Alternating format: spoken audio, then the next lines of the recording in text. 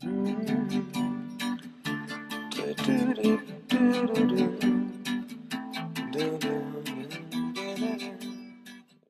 ju üldiselt kõigile selge, et arenenud riikides, kui tehakse selliseid kolossaalseid meie jaoks, ma mõtlen Läänemaa kui regiooni jaoks, tehakse selliseid otsuseid, et suletakse midagi või avatakse midagi, siis hoiatatakse sellest kohalikku elanikkonda, tööstureid, kaupmehi, kõik infrastruktuure ette 5–8 aastat.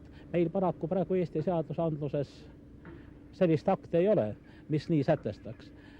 Kuid Läänemaale tuleva raudtee sulgemisega ei ole seda veel suutnud keegi tõestada.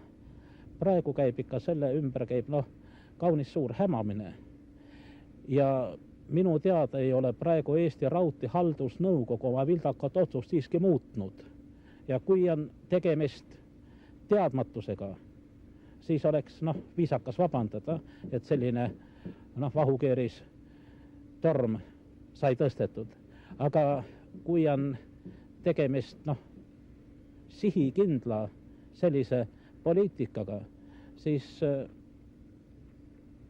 tahaks öelda seda, et poliitikaga, majanduspoliitika on siiski erinevate huvide, kompromisside kunst. Ja kes seda kunsti ei valda, neil ei maksa oma nina eriti poliitikasse toppida.